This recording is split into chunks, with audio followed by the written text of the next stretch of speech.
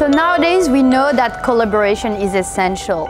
Whether it's in your personal life or professional life, we all have to collaborate with each other, to live with each other. And it's actually easier if you introduce that collaboration spirit with kids at a very young age through activities that they can learn how to interact with each other, how they can help each other to just be better self, to develop their knowledge, to develop skills. So introducing the idea of collaboration in very easy, playful activities is really important for the child's development. Học thông qua chơi thì mình có thể làm cho cái lớp mình nó sôi động lên. Thực ra mình thích cái lớp học nó hơi ồn ào một tí, nó sinh động một tí, nhiều khi nhưng mà ồn ào thì trong cái trật tự. Thì nếu như mà các bạn giữ được cái sự trật tự nhưng mà có cái sự vui vẻ, sự ồn ào thì như vậy tiết học nó cũng đảm bảo, mình cũng cảm thấy thoải mái hơn, tránh bị gò bó nữa. Như vậy thì các bạn sẽ tiếp thu tốt hơn, tự chủ về cái trong vấn đề các bạn tiếp thu kiến thức hơn. So treasure hunt is a great activity. You can make it about anything. It's fun, it's exciting, it's engaging. But it's not something easy to organize, actually. It takes quite a lot of preparation. Học thông qua chơi, cẩm nang hoạt động giáo dục dành cho giáo viên và phụ huynh có con ở bậc tiểu học. Ngày hôm nay, học thông qua chơi sẽ đến với các thầy cô giáo, phụ huynh và các em nhỏ tại thành phố Hồ Chí Minh. Em sẽ tính là các bạn cùng đi tìm một cái kho báu, bố trí 5 nhóm, 5 sơ đồ khác nhau để các bạn có thể thay nhau đi tìm mà theo từng nhóm.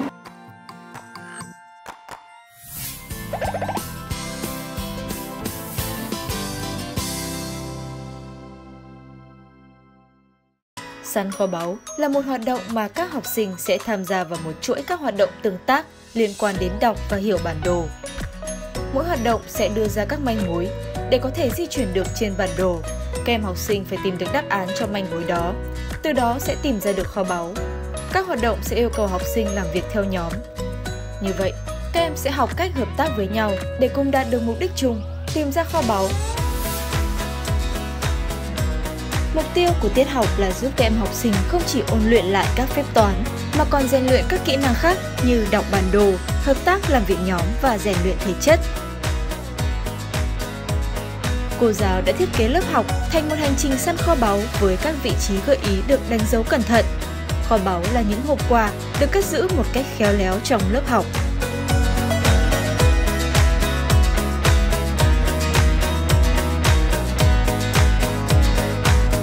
Luyện tập thì nó tương đối khó khi mà mình bố trí những cái cách dạy. Tại vì thường nó là thiên về cái phần thực hành nhiều, các bạn sẽ phải làm việc rất là nhiều, cho nên nó sẽ dễ gây nhàm chán với các bạn mà nó gây mệt mỏi nữa. Thì mình áp dụng cái trò chơi săn kho báu thì nó nhằm mục đích là có thể đưa vào những cái bài tập vào những cái trò chơi, những cái gợi ý, những cái mực thư để các bạn tự chủ các bạn làm, và các bạn sẽ lôi cuốn ở các bạn là cái phần kho báu. Để bắt đầu tiết học mới hôm nay thì cô mời các bạn chúng ta sẽ đứng dậy hát và múa theo nhịp của bài hát Xòe Hoa.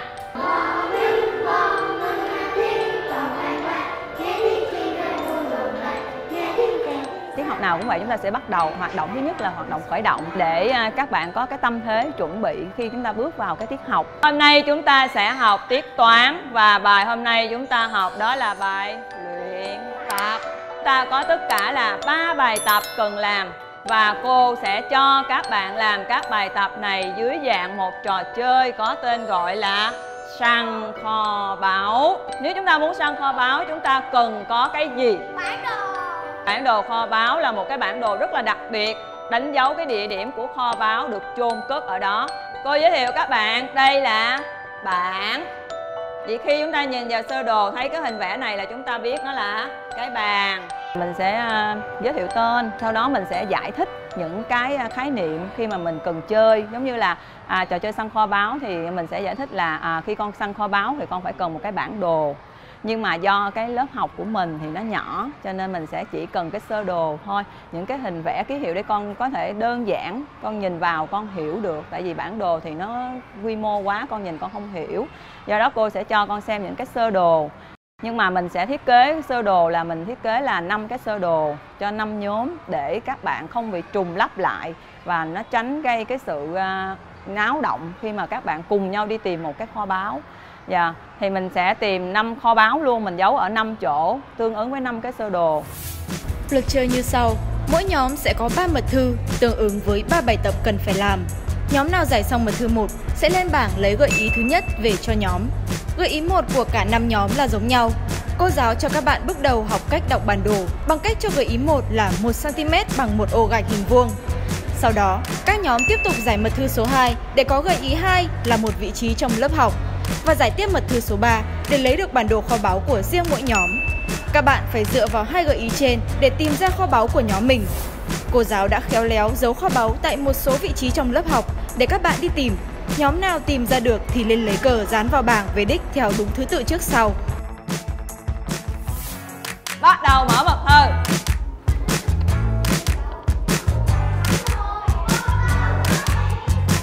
Mật thư số 1 trước. Khoan hãy mở đáp án nha.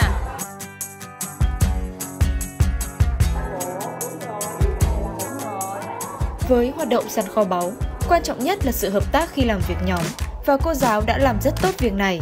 Từ việc chuẩn bị bài tập cho các bạn, cô giáo cũng sắp xếp để tất cả các em đều tham gia vào việc giải mật thư. Mỗi bài toán đều bao gồm 5 phần, mỗi bạn sẽ làm một phần. Như vậy, các em học sinh đã biết cách phối hợp, giúp đỡ và phân chia công việc với nhau để có thể hoàn thành nhiệm vụ.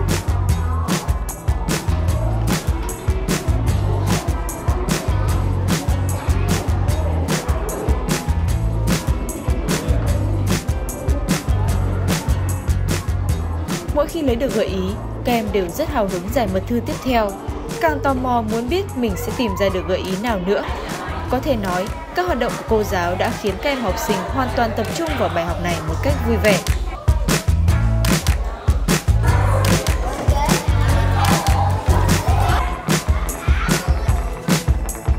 Có thể nói, những cái điểm tích cực trong cái tiết học ngày hôm nay có áp dụng hoạt động săn kho báu, đó chính là cái thiết kế của cô rất là kỹ lưỡng. Cô đã chuẩn bị sơ đồ cho các nhóm, 5 nhóm là 5 sơ đồ khác nhau. Cô đã thiết kế cái nhiệm vụ học tập cho các cái nhóm mà nó liên quan đến nội dung ôn tập của cái bài học này. Đồng thời thì cái hướng dẫn của cô giáo cũng vô cùng là rõ ràng và giúp cho học sinh hiểu được nhiệm vụ nhanh chóng. Trong tiết học này thì kỹ năng bao quát lớp của cô giáo cũng rất là tốt. Và các bạn học sinh thì hào hứng và đặc biệt là luôn luôn mong muốn giải được mật thư để tìm được lời gợi ý, tìm cái sơ đồ của săn kho báu. You have to trigger their imagination. You have to find that particular topic, story that the student can engage. The story is important. Tell them a story. What are they going to do? What is their quest and how they're going to reach their objective and find the treasure, the reward. And then you introduce slowly different types of activities, smaller activities that will provide clues for the student to reach the final objective. So that's why I'm saying preparation is key, is important. The teacher has to make sure they know what they want to share with students. What is their learning objective in that activity? It can be just fun. And then the activities should just be about easy challenges that will build the students' confidence, their solidarity, the collaborative spirit, and yes, make it fun.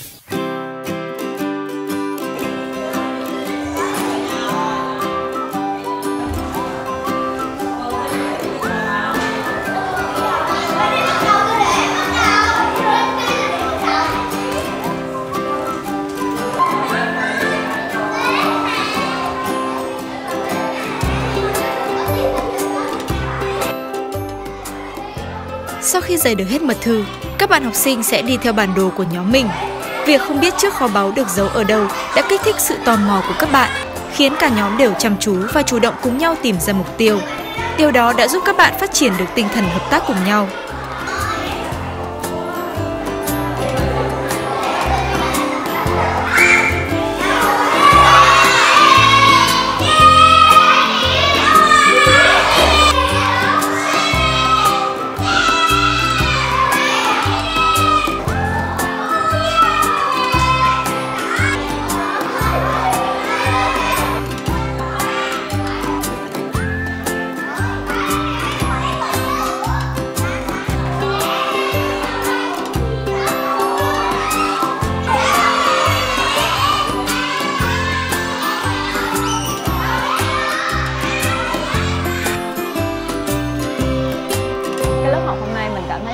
động. Cái khâu chuẩn bị thì nó hơi vất vả một tí, tại vì mình muốn lên một cái tiết như thế này thì mình phải chuẩn bị rất là nhiều. Nhưng mà khi mà mình dạy á, thì mình cảm thấy rất là thoải mái. Chủ yếu là các bạn hoạt động và cô giáo chỉ đi quan sát, xem xét và giúp đỡ những cái nhóm nào chúng ta khó khăn, hoặc là chúng ta chưa có nắm kỹ cái luật chơi thì chúng ta hướng các bạn vào trong cái luật chơi đó, rồi còn lại thì tự các bạn hoạt động hết. Được đi tìm kho báu cùng với các bạn, là làm toán xong rồi mới có gợi ý đi tìm kho báu. Vì có bản đồ, công với tìm đồ.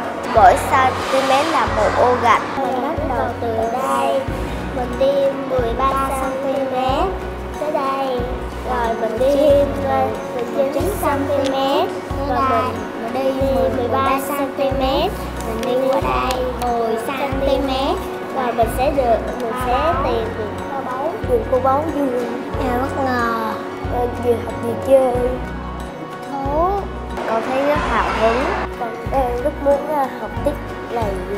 Trong hoạt động săn kho báu thì lợi ích của nó sẽ giúp cho các em học sinh được làm việc nhóm cùng với nhau. Bởi vì nếu chúng ta thiết kế mà săn kho báu làm một mình thì nó sẽ không thực sự là hấp dẫn. Cho nên các thầy cô giáo khi mà thiết kế các cái nhiệm vụ săn kho báu là thiết kế cho các bạn được làm việc cùng nhóm, làm việc nhóm với nhau, và đồng thời thì cũng sẽ gia tăng hơn cho các em học sinh cái động lực trong quá trình học tập. Bởi vì phải giải được bài tập, phải thực hiện được các nhiệm vụ học tập thì các em mới có cái lời giải cho từng cái chặng đường của mình. Hoạt động săn kho báu giúp phát triển khả năng hợp tác trong làm việc nhóm và tinh thần đoàn kết, giúp gia tăng động lực trong học tập của trẻ. Không chỉ vậy, săn kho báu còn là một hoạt động rèn luyện thể chất một cách thú vị và phát triển tư duy không gian cho học sinh qua việc đọc hiểu bản đồ. Đây đều là những kỹ năng thiết yếu cho sự trưởng thành của trẻ trong thế kỷ 21. Khi mà áp dụng cái hoạt động săn kho báu thì các thầy cô giáo nên lưu ý về mặt không gian. Với những cái lớp học mà sĩ số học sinh đông hơn và lớp học có cái không gian không đủ rộng thì các thầy cô cũng có thể sử dụng vườn trường, có thể sử dụng các gốc cây ở trong nhà trường, có thể sử dụng hành lang lớp học, bất cứ chỗ nào mà có thể giấu được kho báu để có cho các em học sinh được di chuyển và đi tìm kho báu sau khi đã giải được mật thư. Vậy là lớp học áp dụng hoạt động săn kho báu với tiết luyện tập toán lớp 2 đã diễn ra rất vui vẻ. Học sinh không những được ôn lại bài mà còn được học cách hợp tác trong làm việc nhóm. Các gợi ý của cô giáo cũng đã khơi gợi được trí tưởng tượng của trẻ để các em xác định được hướng đi trong bản đồ của mình, hình dung ra vị trí mà mình đang đến, từ đó thêm hứng khởi và động lực tìm được kho báu. Có thể thấy các em học sinh đã rất vui trong suốt tiết học, từ khi các em được tham gia vào hoạt động của cô cho đến khi hoàn thành được nhiệm vụ.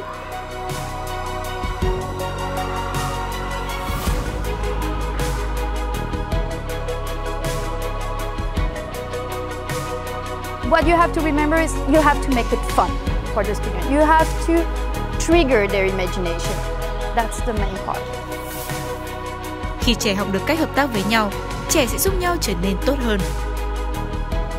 Học thông qua chơi, cẩm nang hoạt động giáo dục dành cho giáo viên và phụ huynh có con ở bậc tiểu học.